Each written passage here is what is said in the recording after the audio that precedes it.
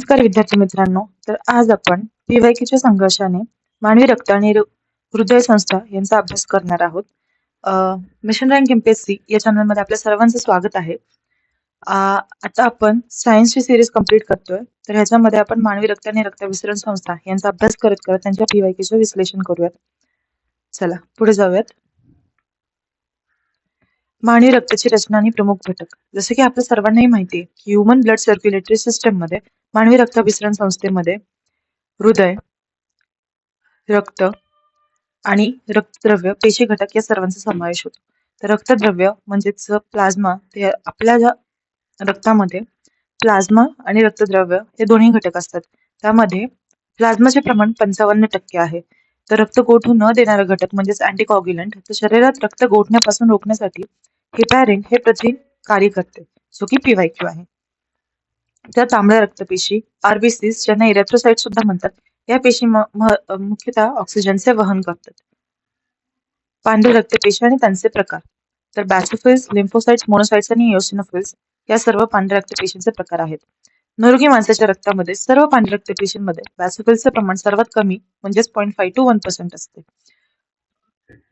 Lymphocytes शरीरात अँटीबॉडीजची निर्मिती करून बॅक्टेरिया आणि विषाणूंचा नाश करतात आणि प्रतिकार शक्ती वाढवतात.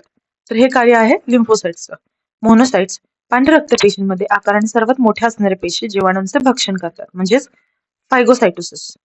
इओसिनोफिल्स शरीरातील ॲलर्जिक रिॲक्शन्स आणि परजीवी संसर्गांविरुद्ध म्हणजेच पॅरासाइट इन्फेक्शन्सच्या अगेन्स्ट लढण्यासाठी मदत करतात. पुढे आपल्याला रक्तविसरण संस्थेशी रिलेटेड प्रश्न विचारला गेला होता. तर रक्तविसरण संस्था याचे 2 प्रकार पडतात: खुली रक्ताभिसरण संस्था आणि बंद रक्ताभिसरण संस्था. खुल्या रक्ताभिसरण संस्थेमध्ये रक्तवाहिन्यांचा अभाव असतो. रक्त थेट शरीराच्या पोकळीत म्हणजेच हिमोसिल मध्ये वाहते. तर याचे उदाहरणे आहेत आर्थ्रोपोडा आणि संधिपात. आर्थ्रोपोडा म्हणजेच कीटक, खेकडा, पायला, गोगलगाय इत्यादी. बंद रक्ताभिसरण संस्थेचे उदाहरण बंद रक्ताभिसरण संस्था म्हणजे अशी संस्था की ज्याच्यामध्ये रक्त बंदिस्त रक्तवाहिन्यांमधून, धमन्या आणि शिरांमधून वेगाने वाहते. याची उदाहरणे आहेत संघ ॲनालिडा आणि वली, गांडूळ, सायक्लोस्टोमाटा, पृष्ठवंशीय प्राणी, कॉर्डेट्स हे सगळे. पुढे मानवी हृदयाची रचना. जसं की आपल्या सर्वांना माहिती आहे की मानवी हृदयामध्ये शुद्ध रक्त सुद्धा येते, जे की शरीराच्या इतर भागांमध्ये जाते, आणि अशुद्ध रक्त सुद्धा येते, जे की फुफ्फुसाकडे शुद्धीकरणासाठी जाते. तर मानवी हृदय हा एक स्नायुमय अवयव असून तो छातीच्या पोकळीत मध्यभागी किंचित डावीकडे असतो. त्याच्यात 4 कप्पे असतात, वरती 2 आलिंद आणि खाली 2 निलय. अशुद्ध रक्त शरीराच्या उजव्या आलिंदात येते, म्हणजेच राईट साईडला येते, आणि शुद्ध रक्त फुफ्फुसांच्या डाव्या आलिंदात येते, म्हणजेच लेफ्ट साईडला येते. पेसमेकर म्हणजे सायनो ऑरिक्युलर नोड्स हृदयाचे ठोके नियंत्रित करतात. तर इथे दिलेले एओर्टा सगळ्यात मोठी धमनी, Superior vena cava, pulmonary arteries, left coronary artery, circumflex artery, great cardiac Wien, left anterior descending artery, coronary sinus, inferior vena cava, right coronary artery, auricle, superior vena cava. तर हा अभ्यास ज्यांनी विज्ञान घेतलं होतं 11वी-12वी त्यांच्याकडे होता. पुढे सस्तन प्राण्यातील रक्ताभिसरणाचा मार्ग. तर उजवे आलिंद राईट एट्रियम, जो की वरच्या बाजूला असतो, तो शरीरातील अशुद्ध रक्त जमा करतो. उजवे निलय राईट वेंट्रिकल, वरून हे रक्त शुद्धीकरणासाठी फुफ्फुसांकडे पाठवले जाते. पुन्हा डावे आलिंद लेफ्ट एट्रियम, फुफ्फुसाकडून शुद्ध ऑक्सिजनयुक्त रक्त येते, आणि डावे निलय लेफ्ट वेंट्रिकल महाधमनीद्वारे एओर्टा सर्व शरीरांना पुरवठा करतो. तर याचं जर का एक इमेज आपण ड्रॉ करायची झाली तर तर आपली ही लेफ्ट बाजू आहे ह्युमन बॉडीची,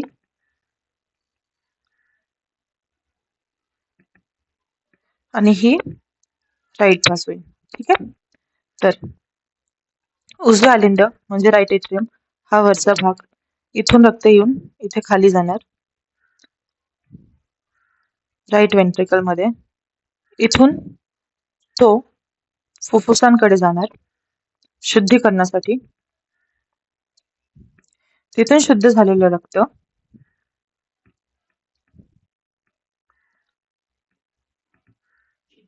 लेफ्ट एट्रियम मध्ये येणार, वरच्या बाजूला, तिथून ते जाणार लेफ्ट व्हेंट्रिकल मध्ये खालच्या बाजूला आणि तिथून ते शरीरभर पसरणार.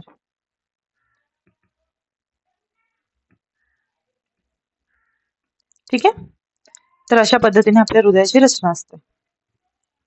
पुढे रक्तवाहिन्यांची तुलना, कंपॅरिझन ऑफ ब्लड वेसल्स. तर रक्ताच्या दिशेवरून रक्तवाहिन्यांची तुलना आपण करू शकतो. आर्टरीज, वेन्स आणि कॅपिलरीज. तर आर्टरीज या हृदयाकडून शरीराकडे रक्ताचा पुरवठा करतात. वेन्स या शरीराकडून हृदयाकडे रक्ताचा पुरवठा करतात आणि केशवाहिनी या धमनी आणि शिरा म्हणजे आर्टरीज आणि वेन्स यांना जोडणाऱ्या असतात. तर कॅपिलरीज मध्ये ब्लडचा फ्लो होतो, पोषण द्रव्यांचा फ्लो होतो, वायूंचा फ्लो होतो. आर्टरीज पासून छोटे छोटे भाग म्हणजे कॅपिलरीज तयार होतात आणि खूप सारे कॅपिलरीज एकत्र येऊन वेन तयार होतात. ठीक आहे. दुसरं, रक्ताचा प्रकार म्हणलं, धमन्या या ऑक्सिजनेटेड ब्लडचा पुरवठा करतात, वेन्स डिऑक्सिजनेटेड ब्लडचा पुरवठा करतात आणि केशवाहिन्या पोषक द्रव्य आणि वायूंची अदलाबदल करतात. रक्तदाब धमन्यांमध्ये सर्वात जास्त असतो आणि त्या आतल्या भागाला स्थापित असतात. ठीक आहे. वेन्स म्हणजे शिरा या सुपरफिशियली म्हणजे स्किनच्या जवळ सिच्युएटेड असतात. ठीक आहे. केशवाहिन्या कॅपिलरीज या कमी आणि नियंत्रित असतात. आता जेव्हा आपल्याला IV लावतात, एखादा फ्लूइड लावतात किंवा काही ऍडमिट झाल्यानंतर लावतात किंवा इंजेक्शन जरी दिलं तरी डीप डाऊन नाही देत, वेन्स मध्ये देतात. का? कारण की तो आधी शरीराच्या सर्व बाजूंना पुरवठा करत असतो. असं न होता वेन्स मध्ये अशुद्ध रक्ताचं वहन असतं आणि ते हृदयाकडे जात असतं. तर मग वेन्स मध्ये दिलेल्या गोष्टी या हृदयाकडे जात असतात आणि मग त्या फुफ्फुसाकडे तो ब्लड शुद्धीकरण होऊन शरीराच्या सर्व भागांमध्ये पसरत असतो. सेल वॉल्स बघूयात आपण. तर धमन्या, आर्टरीजचे सेल वॉल्स जाड, लवचिक आणि स्नायूयुक्त असतात. का? कारण की त्यांचा प्रेशर जास्त असतो. का? कारण की त्यांना सगळीकडे ब्लड पंप करायचं असतं. वेन्सच्या पातळ आणि कमी लवचिक असतात. का? कारण की त्यांचा प्रेशर कमी असतो 10 to 20 mmHg आणि त्या सर्व भागांकडून हृदयाकडे आणत असतात.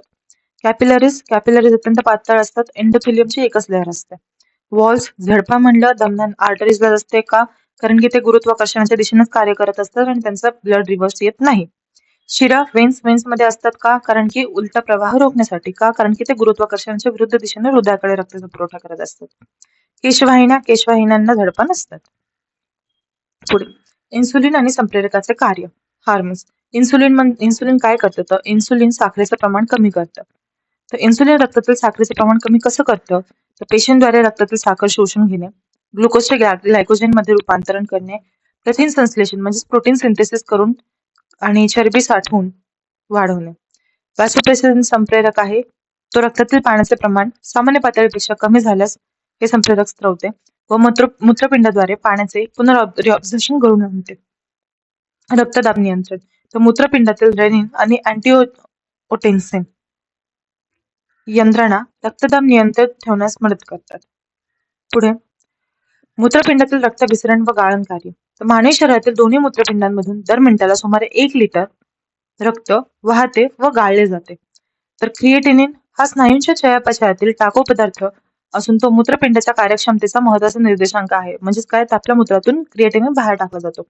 ग्लुकोजची आदर्श पातळी, आयडियल ग्लुकोज रेंज. तो उपाशी पोटी 80 to 100 mgdl आणि जेवणानंतर 120 ते 140 mgdl असे असणे आवश्यक मानले जाते. मूत्राचे रंग व वैद्यकीय निदान. ठीक आहे.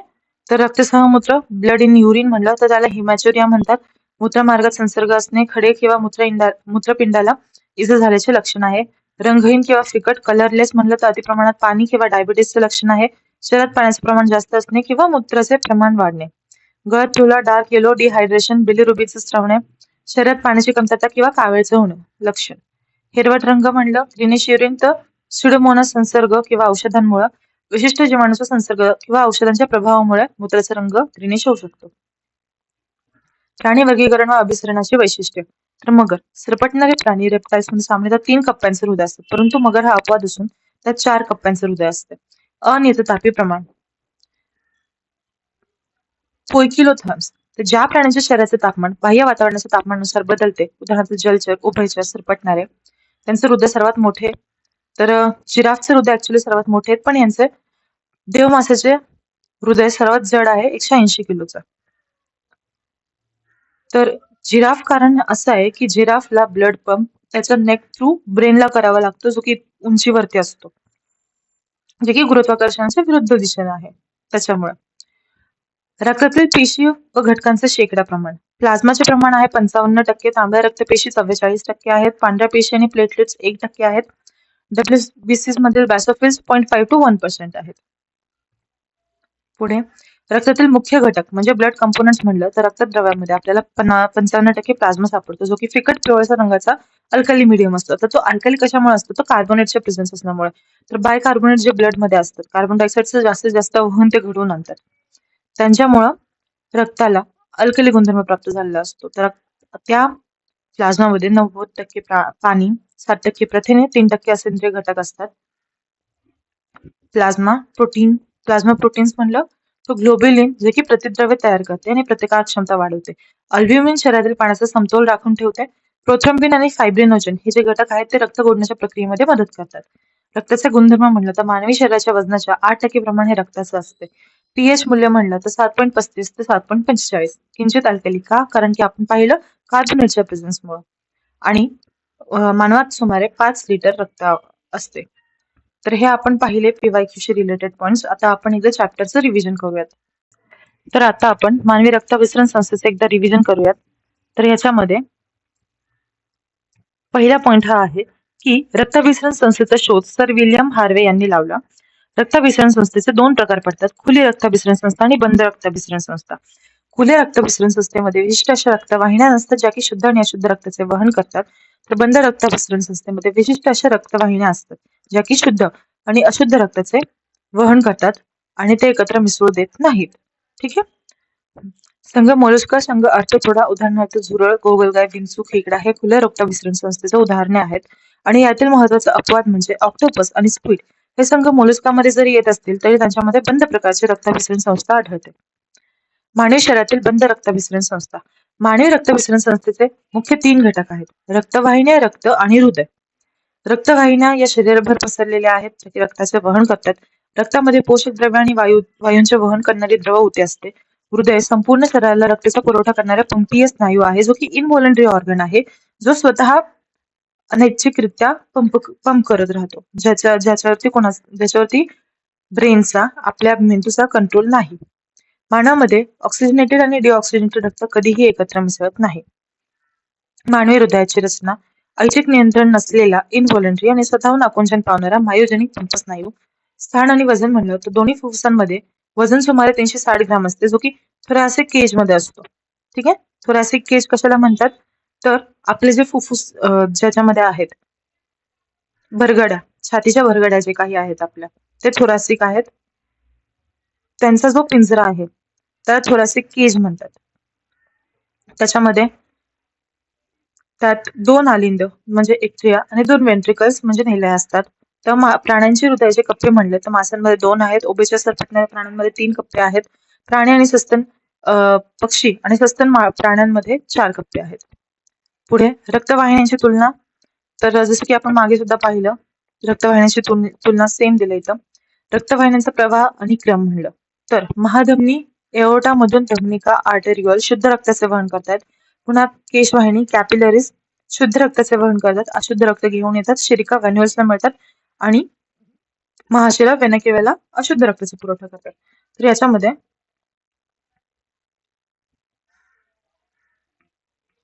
आपण असं बोलू शकतो की महाधमनी ऑक्सिजनेटेड ब्लड, धमनिका ऑक्सिजनेटेड ब्लड, केशवाहिन्या ऑक्सिजनेटेड ब्लड. आणि पुढे शिरिका आणि महाशिरांकडे आपण गेल्यानंतर शिरिकांमध्ये डिऑक्सिजनेटेड ब्लड आणि महाशिरांमध्ये सुद्धा डिऑक्सिजनेटेड ब्लड. ठीक आहे. आता अँजिओलॉजी कशाला म्हणतात? तर रक्तवाहिन्यांचा अभ्यास करणारे शास्त्रास अँजिओलॉजी म्हणतात. मानवी शरीरात एकूण सुमारे 97,000 किलोमीटर लांबीच्या रक्तवाहिन्या आहेत. तर हा इम्पॉर्टंट पॉइंट आहे, 97,000 किलोमीटर लांबीच्या. आता रक्ताचे प्रमुख घटक जे की आपण मागेही पाहिले, रक्तद्रव्य, प्लाझ्मा आणि रक्ताचे गुणधर्म पाहिले. आता ह्याच्यामध्ये रक्तपेशींचे प्रकार एकदा पाहूयात. ब्लड कॉर्पस्कल्स टोटल 85%, 55% ब्लड प्लाझ्मा आहे, 45% ब्लड कॉर्पस्कल्स आहेत. तर ह्याच्यामध्ये आरबीसी, डब्ल्यूबीसी आणि प्लेटलेट्स येतात. आरबीसी म्हणजे रेड ब्लड सेल्स, ज्या की बायकॉन्केव्ह असतात, द्विअंतर्वक्री असतात, गोलाकार असतात, केंद्रक नसलेल्या असतात. ठीक आहे. त्यांचं आयुष्यमान 120 दिवसांचं असतं आणि ते बोन मॅरो मध्ये बनतात. आणि हिमोग्लोबिनमुळे म्हणजे आयन जे काही Fe प्रेझेंट आहे त्याच्यामुळे त्याला तांबडा रंग प्राप्त होतो. तांबडा रंग कशामुळे? तर आयन ऑक्सिजन मध्ये होऊन ऑक्सिडाइज होतो आणि त्याच्यामुळे त्याला तांबडा रंग मिळतोय. पुढे WBC पांढरे रक्तपेशी ल्युकोसाइट्स म्हणतात. केंद्रकहीन, रंगहीन, ठीक आहे, आणि मोठ्या आकाराने मोठ्या, ठीक आहे. या आहेत त्या. आयुष्यमान त्यांचं 3 ते 4 दिवसांचं आहे. 5 ते 11,000 प्रति घन मिलीमीटर आणि रोगांपासून प्लेटलेट्स संरक्षण करतात. WBC ल्युकोसाइट संरक्षण करतात.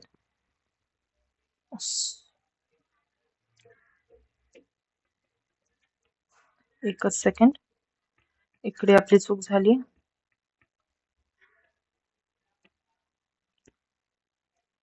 ल्युकोसाइट्सला केंद्रक आहे, तर ह्या ल्युकोसाइट्स आहेत, ठीक आहे. WBC monocyte, lymphocyte, neutrophil, eosinophil आणि बॅसोफिल यांच्या जोड्या लावायला येतात. इम्पॉर्टंट पॉइंट्स आहेत. प्लेटलेट्स, रक्तपट्टिका, थ्रोम्बोसाइट्स म्हणतात त्यांना. या रक्त गोठवण्याचे कार्य करतात. डेंग्यू मलेरियामध्ये यांचे प्रमाण घटते. आता आपण पाहूयात पांढऱ्या रक्तपेशींचे 5 प्रकार आणि त्यांचे कार्य. न्यूट्रोफिल्स काय करतात? तर शरीरातील प्रवेश करणाऱ्या सूक्ष्मजीवांना मारून टाकतात. ऍसिडोफिल्स काय करतात? तर ॲलर्जी किंवा संसर्गाच्या वेळी यांची संख्या वाढते. ऍसिडोफिल्स अँटी ॲलर्जिक. बॅसोफिल्स काय करतात? तर हिपॅरिन्स लावतात. हिपॅरिन काय आहे? तर रक्त न गोठवणारा घटक आहे आणि हिस्टामाइनचं वहन करतात. लिम्फोसाइट्स काय करतात? तर प्रतिकारक क्षमतेसाठी प्रतिद्रव्य अँटीबॉडीज तयार करायचे कार्य लिम्फोसाइट्स करतात. आणि मोनोसाइट्स काय करतात? तर मृत सूक्ष्मजीवांना आणि टाकाऊ घटकांना खाऊन नष्ट करतात. स्कॅव्हेंजर्स म्हणून कार्य करतात. पुढे तर ल्युकेमिया हा आजार जेव्हा WBC ची संख्या 2 लाखांपेक्षा जास्त होते, व्हाईट ब्लड सेल्सची, त्यावेळेस होतो. आणि हिमोग्लोबिनचं प्रमाण पुरुषांमध्ये 13 ते 18 ग्राम पर 100 ml आहे. स्त्रियांमध्ये 11.5 ते 16.5 ग्राम पर 100 ml आहे. पुढे हृदयाची रचना आपण पाहिली, हृदयाची संख्या सुद्धा पाहिली. आता हेही आपण पाहिलं. तर अशा पद्धतीने आपण मानवी हृदय आणि रक्ताभिसरण संस्था आणि रक्त यांचा अभ्यास केलेला आहे. आपला राहिलेला पॉइंट आहे की universal donor, universal acceptor, RH factor. तर हे पॉइंट मी पुढच्या लेक्चरमध्ये कंप्लीट करते, जेणेकरून बेसिक गोष्टी आपल्या क्लिअर होऊन जातील. तर आपल्या चॅनलला लाईक करा, सबस्क्राईब करा, शेअर करा आणि एखादा पॉइंट राहिला असल्यास मला नक्की कळवा आणि तुम्हाला आणखीन काही चेंजेस हवे असल्यास मला तेही कळवा. धन्यवाद.